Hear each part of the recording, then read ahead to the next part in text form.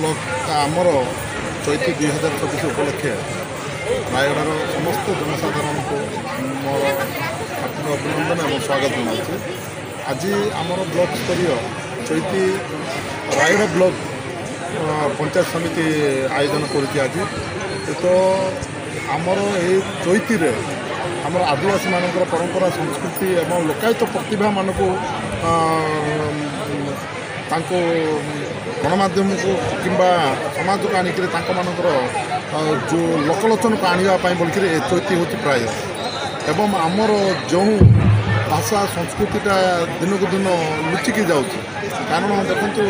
आज आधुनिक जुगर समस्त मोबाइल जुग होगा कथबार्ता करने कार समय मिलूना खाली मोबाइल उपर का समस्त इंटरनेट उपर का समस्त ध्यान रोचे तो ये अनुसार जो देखा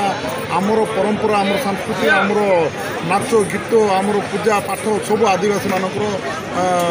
लुचि जाऊँ धीरे धीरे से बोल चैती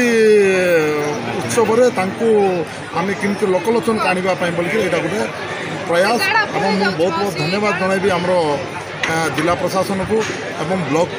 प्रशासन को आज तांकर प्रयास एवं आम मान समस्त मिसिक रायगढ़ जनसाधारण जातिगत निर्विशेष कि दलगत निर्विशेष आम समस्त एक बोलिक ये चैतीटा आमको देखा समस्त नमस्कार शुभेच्छा दिन आज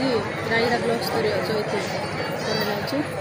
प्रति वर्ष पर वर्ष भी समस्त सहयोग कर ब्लॉक स्टाफ आरम्भ कर पंचायत समिति सरपंच समस्ते आम जाने समस्ते चैती पर्व हूँ आम मानी आमर कला और संस्कृति को जमी प्रदर्शन करेंगे आग को जमी आगर पीढ़ी को जमी जमाइबे से सब चैती मेन उद्देश्य आपन परंपरा को देखा गले आम समस्ते जाने आमर आदिवासी हूँ गछ लता पहाड़ माटी सब को पूजा करके से यही जेनेरेशन से लुचि जाऊँगी को आम लोक पाख को नापी प्रयास कर ब्लॉक स्तर चैती 2024 से समस्त को नमस्कार। वर्तमान जिला स्तर जो 8 तारीख लंचिंग है यह तृतीय नंबर ब्लॉक आउ बहुत सुंदर व्यवस्था चलती आप देखिए बहुत सुंदर भाव में प्रोग्राम चली तो चैतीर जो उद्देश्य अच्छी लुकायत प्रतिभा को बाहर को आने ता सागे सागे जिलार पर्यटनस्थली को आगू ना से परिप्रेक्षी ये वर्ष आम अक्षर ब्रह्म मंदिर आरंभ है वर्तमान जो आउ गोटे अध्याय जोड़ा होचे कल्चर सहित डेवलपमेंट तो सरकार को जिते प्रकार कार्यक्रम अच्छी जमी अवगति करा लोक को खुशी मजार करने सागे बहुत स्कीम की अवगत करा लोक को मैंने जन से जानवे देखिए ये माँ को लेकिन जोड़ा चैती कराऊँ समस्त सफल हाँपी समस्त निवेदन कर